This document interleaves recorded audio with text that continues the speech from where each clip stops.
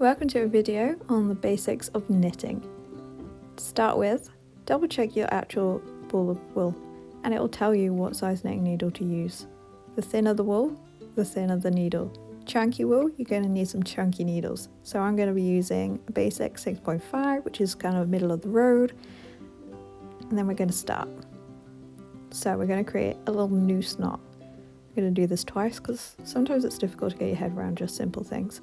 So lay the thread onto your hand, wrap it around twice, and then on the second time we're going to tuck it in, pull it through, make a little loop, and then we're going to tighten the noose. And there we go. We're going to then put this onto our actual knitting needle. So if you pull it tight, but not too tight, you still want to be able to move stuff around. We're then going to start looping on our little loops. It's a pretty easy thing to do this. Just rolling it around your hand, looping it on, pulling it tight. And you kind of want to keep these loops equally spaced.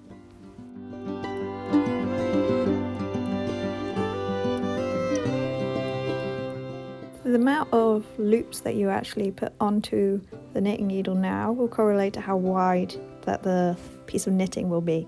So if it's a tiny bit, do a few. If you've got something really fat, obviously if you're making like a blanket, you might want loads. So I'm doing about 11, 12 here because I'm going to make a square. So now we're ready to try and knit our first row. So with our other knitting needle, we're going to push all of our loops up into the end because we want to keep it compact. You don't want to have a loose stitch. And then to get our first stitch, we're going to create a cross, take our thread and wrap it around, pull it through, and then this is the tricky bit, it's looping it onto the other needle. So through, wrap around, and then once it's on the needle, you're kind of like scooping it on and then pushing the stitch off.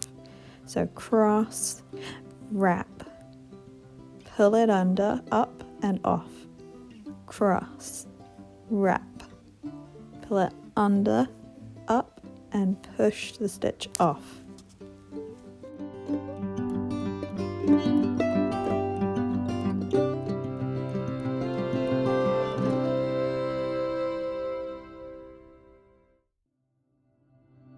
The minute I'm going to reach the end of the row, at this point you need to just double check that everything's in neat working order. You kind of want to like level everything off, push some stitches down, and this will make sure that you get a nice neat finish.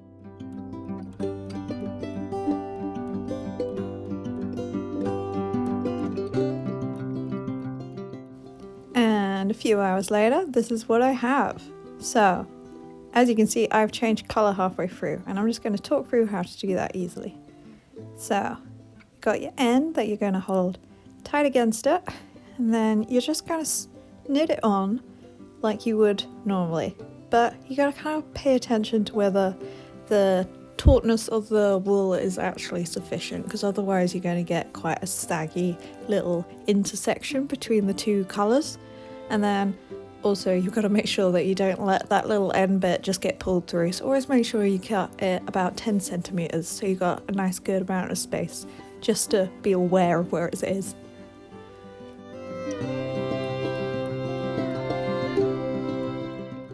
Then once you've done about 2 rows, you can then tie the little ends, tighten them first, kind of give them a little tug, push the knot up quite high, and then you can snip off the end of the pink thread. Or whatever colour you used, obviously. So, several hours later, this is what I've got. So I'm making a blanket, but doing it with strips, and I'm keeping my little end cuts, because they're kind of cute like tassels. So now we're going to look at casting off. So once you've reached your desired finish point, it's a little trick on how to tidy up your end so it doesn't unravel. So first you're going to do 2 knits. So you've got 2 loops on your right hand needle. And then you're going to take the back one, you're going to pull it over the front loop, okay? And then hook it on so you've only got 1 left. And what this is doing is kind of like creating like a little plaited effect. So once we fast forward through this, you'll be able to see what it looks like.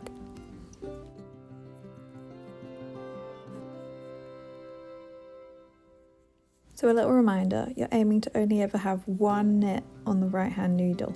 So once you've got 2 on there, then you do the loop over and then you've got 1 again, no more.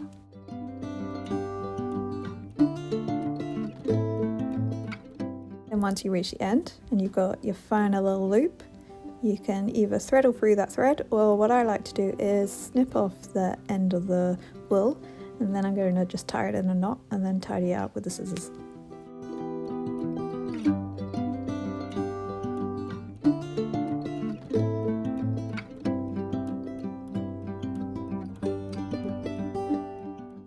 And now you can see what I meant when I said the plaiting effect, so the edge is nice and clean.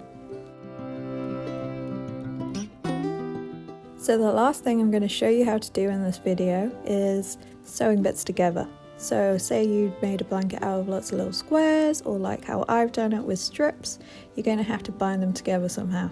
So if you buy yourself one of these cool little knitting needles, so the key to them is they've got a massive eye to them, which makes putting the wool through it loads easier, not fiddly at all.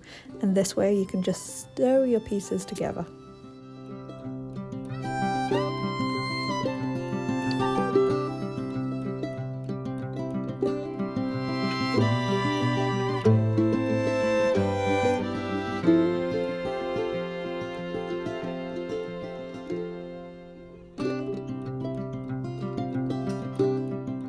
So when I'm sewing 2 pieces together, I line it up by looking at the little rib pattern on the little squares that you've made and lining them up with each other. And this way you can ensure that if you've got a pattern, it's going to line up properly, but also when you get to the other end, if you've counted your ribs right, then you shouldn't have one bit longer than the other.